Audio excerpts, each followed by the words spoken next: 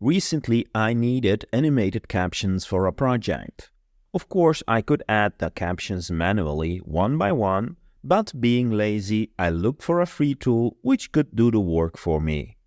CAPCUT has great tools for captioning, but only for the mobile versions. One disadvantage is that you cannot create from text as you need audio for it, but also for the most caption variations you need a pro subscription. I tried searching for some free tools, but my search was unsuccessful, so I decided to create my own. Here is the result. I will share a link in the description. Basically, it is a simple tool animating a text on a colored blank canvas, which you can record and use it in your video. It has some options for fine-tunement. Let me share some options with you. First, you can customize the width of the canvas that will be used for the caption. This can be useful for vertical videos. Of course, you can also change the font size. There are also animation options. For example, let's select single word.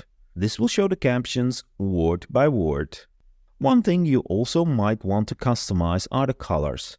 In the Colors tab, we can change the colors used by the tool, like the active fill color, but also the color of the stroke around the text and the text color itself. It uses green by default as the background color, but if needed, this also can be changed. As mentioned, there are a couple of animation modes.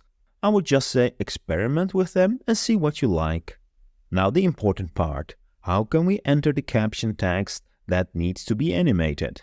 Let me first go to the lorem ipsum page and copy some text. When you go back to the tool, we can now go to the Text tab and paste the text. I also implemented a quick tool to break down long sentences as the caption animation goes per line. You can select the maximum words per line and press the Reformat Text button. So in this case, the sentences will have 7 words. Pretty awesome. Let's go back to the General tab and press the play again to see the animation. One final option I want to share with you is the possibility to use custom fonts from the Google Font Library. I can go to the Google Fonts page and find a font I like and make a note of the font name. For example, the Specifino looks interesting. If I go back to the tool and type in the name of the font I like, in this case Specifino, and press play, it will use that font for text rendering. Keep in mind that there might be a slight delay before the font gets shown as it needs to be loaded. For recording, I use a tool called Cap on Mac OS, which allows me to record a part of the screen. I can select the area with the text and press record. I will press play and wait until the animation is complete. When the animation is complete, I can also stop the recording. Once you stop recording with Cap, it will show you a preview of your recording and what you want to do with it. What I usually do is to save it to disk in MP4 format. Pressing convert will start the process. It will ask you where you want to save it and then we'll start rendering the video. When the conversion or the save to disk is ready, I can open up a video editor, in this case CapCut, and import my media and the saved caption file. Let me quickly trim the caption file. Now I can position and enlarge the caption to my liking. To remove the green screen in CapCut, we need to make sure the video is selected and then go to the Cutout tab where we can enable Chroma Key.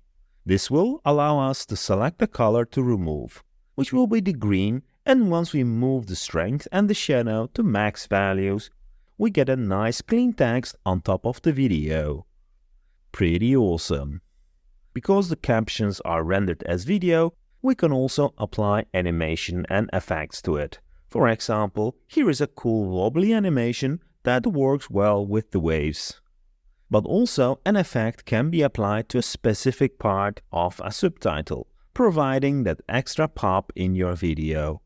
And finally, you probably will need to adjust the clip to sync with the audio you have, which you can do by splitting it up and adjusting the playback speed of the clips. Hope you like this tool. Keep in mind that it is probably not perfect, and definitely not glitch-free, but it works for me and maybe it will work for you too. If needed, I will extend it with more features, but for the time being, it works good enough for me. Thank you for watching and until the next video.